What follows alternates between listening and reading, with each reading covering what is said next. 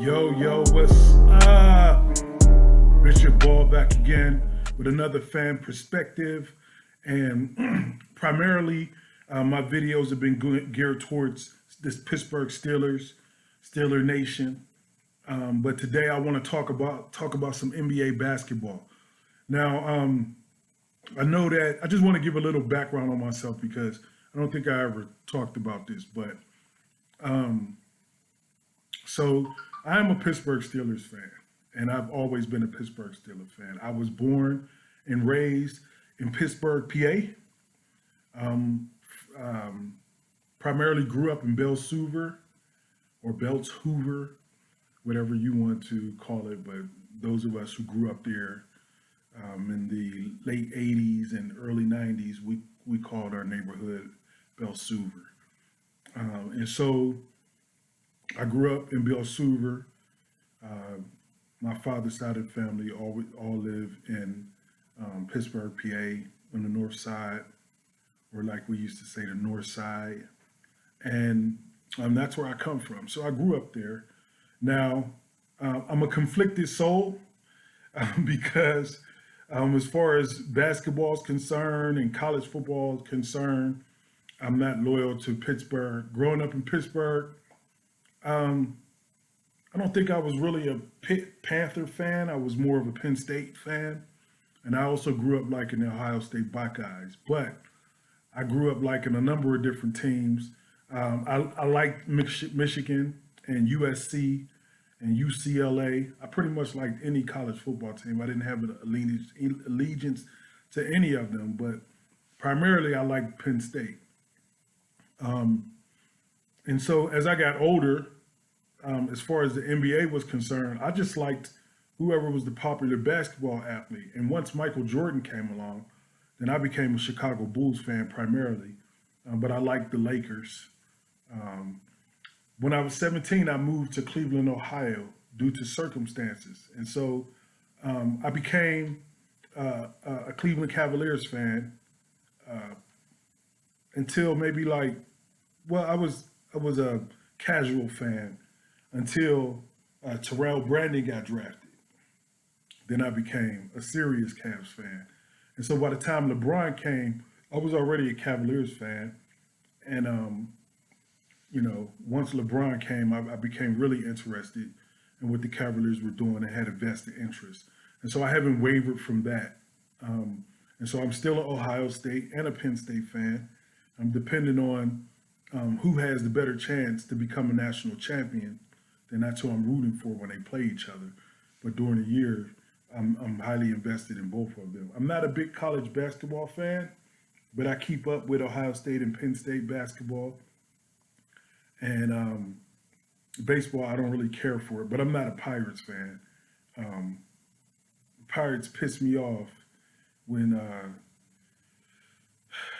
the Atlanta Braves sent them home and they were supposed to go for the World Series. So I lost interest for a while.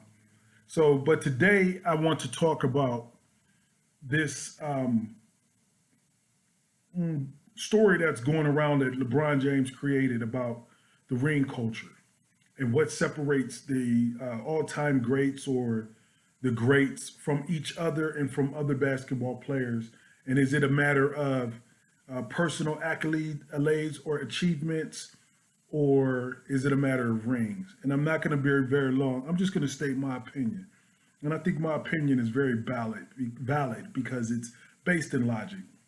So look at it this matter. When you're talking about who's the greatest basketball player of all time, who's the greatest basketball player of all time, when you're having that discussion, you are literally saying what player is the most talented and most accomplished basketball player.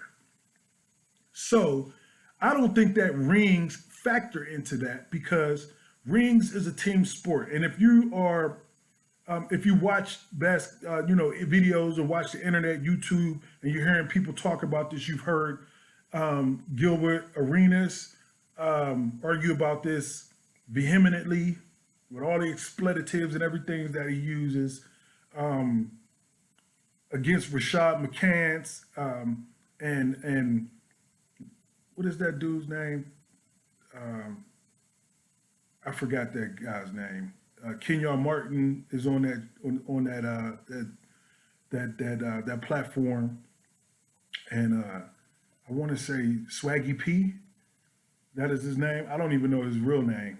I just know him as Swaggy P. And they arguing, and Brandon Jennings as well. Lots of very good basketball players. And so, like, if you look at it this way, okay, so there was some, the argument going on about Tracy McGrady and Kobe Bryant. And, I think that's an interesting argument because at one time, Kobe Bryant sat on an interview. You can find an interview on YouTube where he gave Tracy McGrady so much praise because he was like, Tracy McGrady can do everything that he could do, but he was 6'8", 6'9". And they're really good friends. But the difference between Tracy McGrady and Kobe Bryant that people are arguing now is that Kobe Bryant has 5 championships.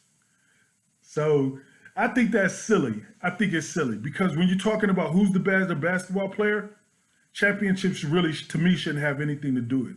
I've never seen one individual beat 5 other individuals, or Michael Jordan would have 8 championships or 9 championships because ever since Michael Jordan came into the league, he was a one-man wrecking crew. He still couldn't beat the Boston Celtics, who, when you talk about that team, they had like 6 Hall of Famers on that team. People seem to forget that. He couldn't beat the bad boy Pistons the first 2 times around. Took him 3 times to do that, 3 consecutive years.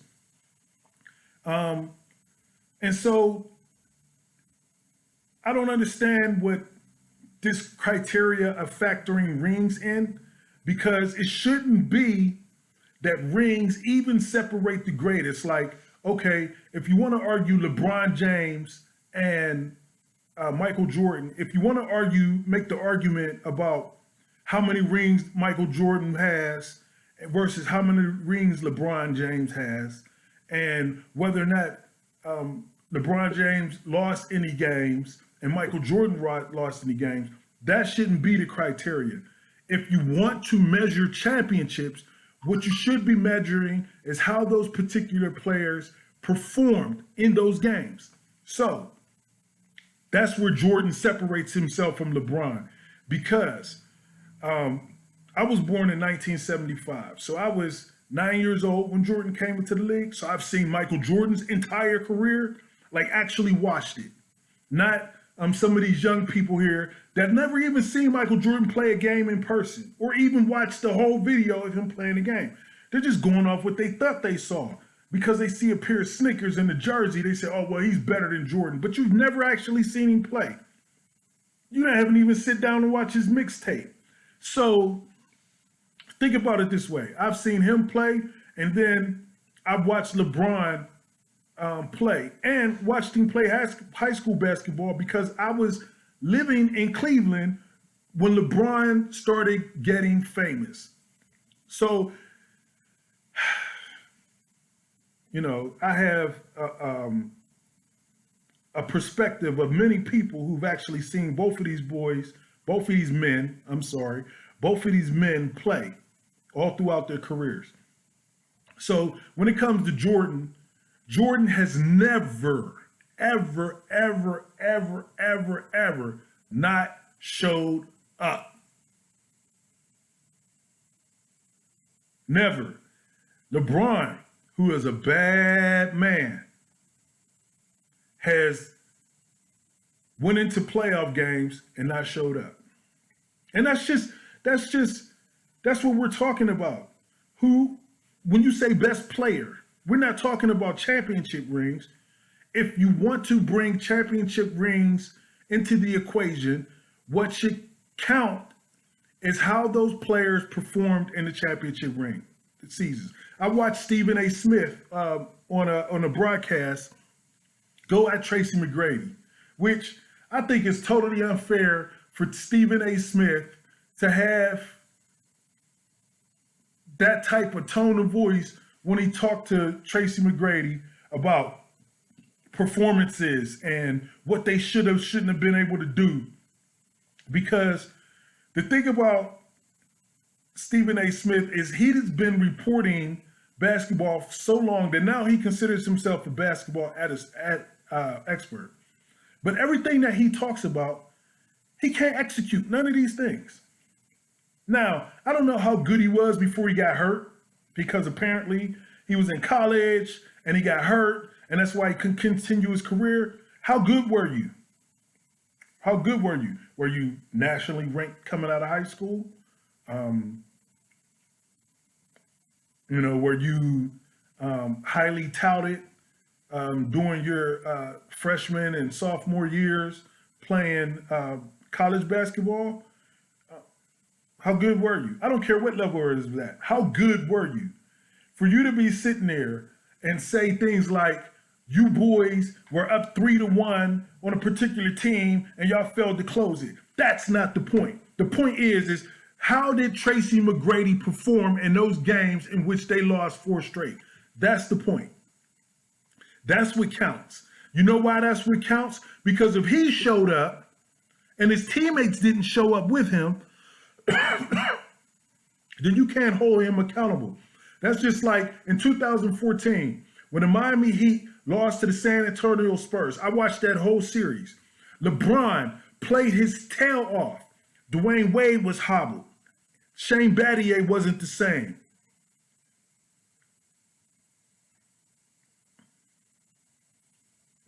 There was a lot of players that didn't show up.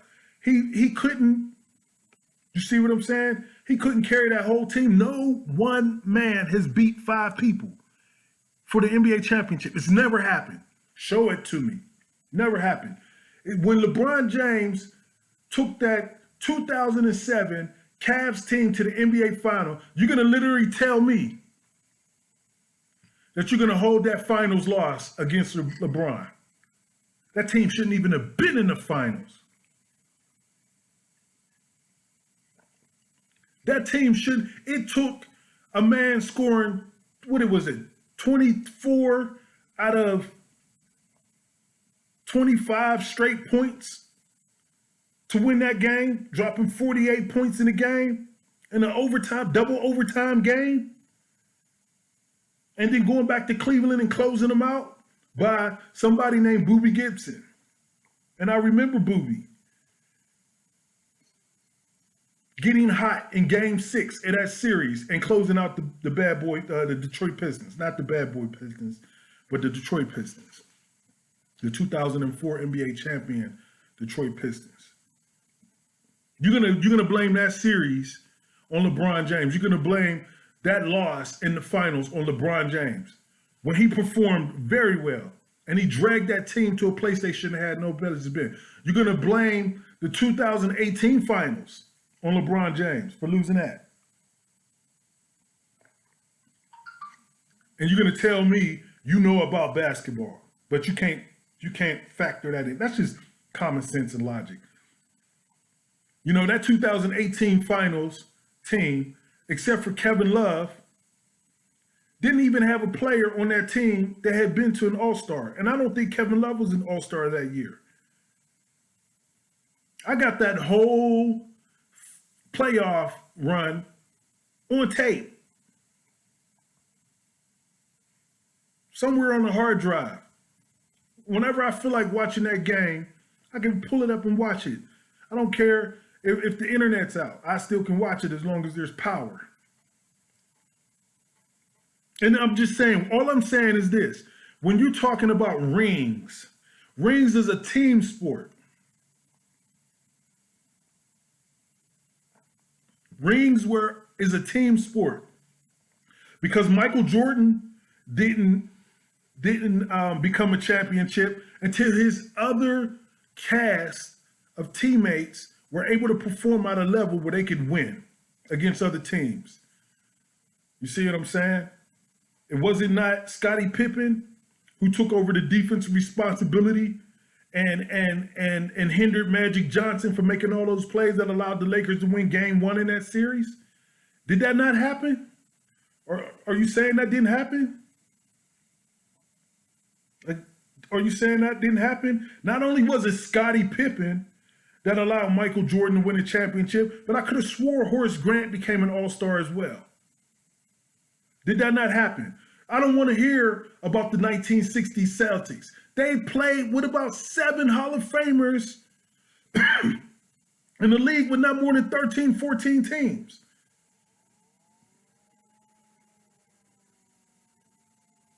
There's only been one team in NBA history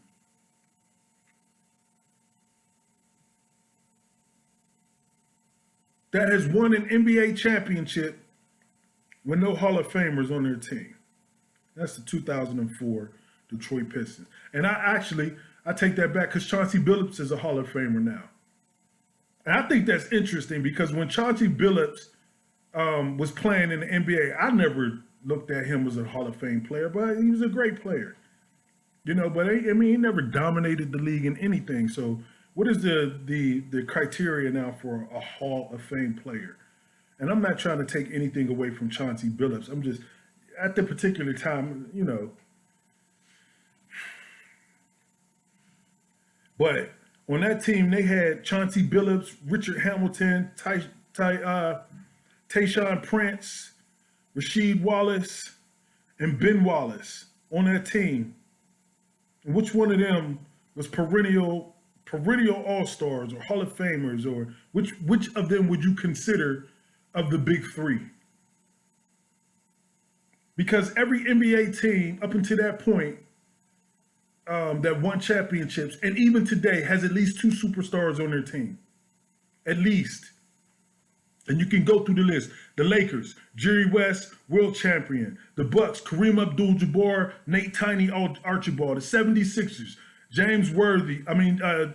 Julius Erving and Moses Malone.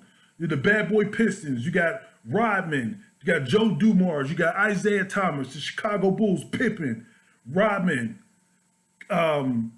Jordan, Grant. You can go to the Lakers, the Kobe's Lakers, Shaq, Kobe, Robert Horry. And he wasn't a superstar, but Shaq and Kobe were superstars. You can go to the Boston Celtics with the big three, Pierce, Garnett, Ray Allen. You can go to the Showtime Lakers, Magic, Kareem, Worthy, Michael Cooper. Even Michael Thompson was on that team. You can go to the Boston Celtics of the 80s, had Larry Bird, Kevin McHale, Dennis Johnson, Robert Parrish. They were so deep that Bill Walton was on the bench. Come on, man. Do you know about sports? Do you know about basketball? This is all I'm saying. So we have to take these things in consideration. When you're talking about NBA great players, there's no way in the world that you could tell me that you can't mention Karl Malone in the same breath as Draymond Green. Because Draymond Green has 4 rings? Do you think Draymond Green's a better basketball player than Dennis Rodman? I'll take Dennis Rodman. I'll take Dennis Rodman. And that's arguable. You're going to tell me that AI is not a better player than Pippen because he's ranked higher? Who was on that team that Allen Iverson took to the Fires to play against the Lakers? And they won a game. That's another one of those teams that really shouldn't even have been there. Eric Snow, Aaron McKee, George Lynch. Look at that team. AI took that team. Was the star of that team. So, Scottie Pippen's an all-world, all-great player. We understand that. I understand he got 6 rings. I understand that. But look at the facts. When Jordan was not there, Pippen did not carry the Bulls to the finals. And he didn't have the fortitude that Jordan had, because even, let's say, strange reason you say he was as talented as Jordan, because he could dribble, shoot, pass, rebound, quick, dunk. He could do all of those things that Jordan could do, but his mind wasn't like Jordan. He's never averaged more than 25 points in a season. When he didn't get his way, he pouted.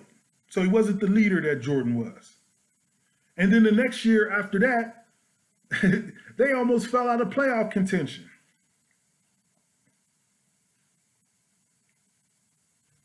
Michael Jordan dragged teams without Scottie Pippen into the playoffs.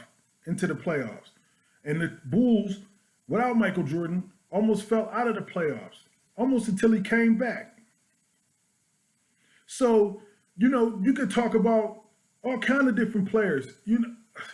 I would rather have Charles Barkley than to have Draymond Green. I think Charles Barkley's a way better player than Draymond Green.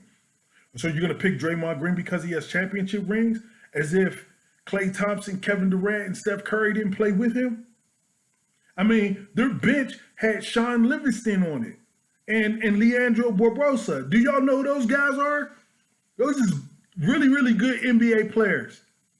And Sean Livingston could have been a star until he destroyed his knee. So for him to come back from that and play as well as he did, that Golden State Warrior team was stacked way before Kevin Durant got there. So you're going to tell me that because Draymond Green has 4 rings that he's a better player than Charles Barkley, because Charles Barkley would have had a ring had he not ran into Michael Jordan. Nobody beat Michael Jordan. Nobody beat Michael Jordan. Nobody beat Michael Jordan. Nobody. I don't want to hear that. Nobody beat Michael Jordan.